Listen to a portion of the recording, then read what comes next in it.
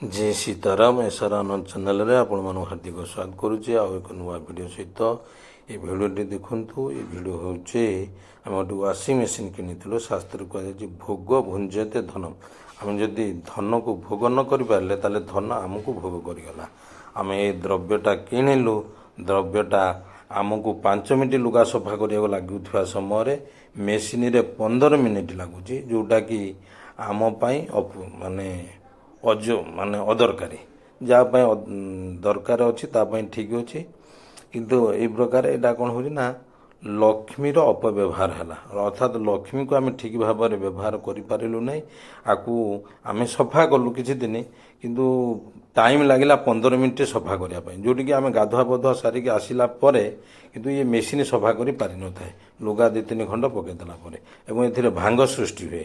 आपको आयरन नदेले पिंधि हेनी। यही प्रकार आम यहाँ को व्यवहार अपव्यवहार है बोली मु भावुची। लक्ष्मीकर अपव्यवहार है।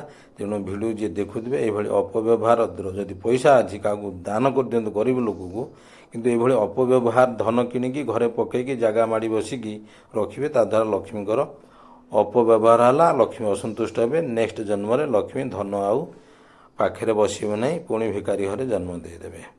ये भिडटा माने लक्ष्मीर उपयोग करवा जे आम यहाँ को किणिलु किंतु ठीक भाव में व्यवहार होनी, आमर दरकार पड़ूनी 5 मिनिट काम प्रकार। यहाँ गोटे देखु लोभनीय आडभटाइज देखईदेला, मुझे किणीदेली किंतु शरीर में ठीक व्यायाम कली जे व्यवहार करहलानी। 8,000 टଙ୍କା नहीं ये लक्ष्मीकर अपव्यवहार कली।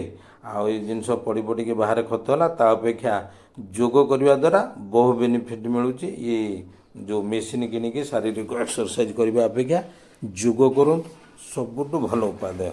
आपको पैसा अच्छी बोली आम किणीदेवा, किणीदे अपव्यवहार करने द्वारा लक्ष्मी असंतुष्ट हेबे, पाखे आउ धन देवे ना। नेक्स्ट जन्म में पुणी माने भिकारी है बुलिया पड़ा। आज जी भी भिकारी भिक मागुं से लक्ष्मी को अपव्यवहार कर, तेणु लक्ष्मी रुष्ट होकर निवास करूना। भोग भुंजते धन। भोग करू करू आमको आसिकी रोग होगला। रोग होगला लक्ष लक्ष टंका खर्च करिया पड़ुछि मेडिकल रे, पाखरे पैसा नथिबो, ट्रीटमेंट हो पारिबोनी, शेष में मृत्यु मुखरे पड़वा। ता अपेक्षा सबुठ बेटर होछि योग करवा। ये गोटे जिनस देखंतु, ये भी से भली आपको भी व्यवहार करी होनी। पड़ी जाए कि जड़े व्यक्ति तो दे दीजिए, ये पड़ी रही नष्ट हम खाली आपको ये भी व्यवहार हो पारुनी।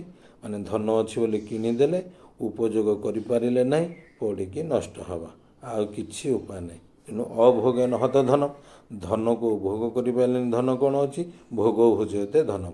धन को जदि भोग कल ताले रोग सृष्टि है। तेणु सब बालांस करके चलवा बुद्धिमान काम। जय सीताराम।